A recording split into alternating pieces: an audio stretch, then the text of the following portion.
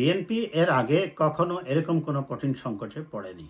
তার কারণটা হচ্ছে বিএনপি এর আগে যতটি নির্বাচন হয়েছে তারা একটি কমন ন্যারেটিভ নিয়ে তারা মাঠে যেত যে তাদের নির্বাচনের প্রধান দায়িত্বই হচ্ছে আওয়ামী ফ্যাসিবাদকে কিংবা ভারত বিরোধী একটি সেন্টিমেন্টকে তারা কাজে লাগিয়ে নির্বাচনে জয়লাভ পেত।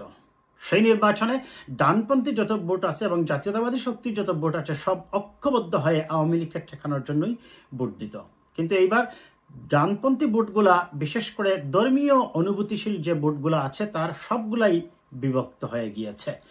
বিএনপিকে এইবার যে ন্যারেটিভটা অবশ্যই রাখতে হবে সেটা হচ্ছে যে দেশে একটি সাস্টেইনেবল, ক্রেডিবল, অ্যাকসেপ্টেবল ডেমোক্রেটিক ফরম্যাটে দেশকে রান করতে হলে দেশের ভবিষ্যৎ প্রজন্মকে একটি শান্তিময় এবং বাসযোগ্য পৃথিবী উপহার দেওয়ার জন্য যে একটি গণতান্ত্রিক স্থিতিশীল ভিত্তির উপর একটি রাষ্ট্রকে দাঁড়াতে হবে, সেই বক্তব্যটুকু নিয়েই জনগণের কাছে যেতে হবে।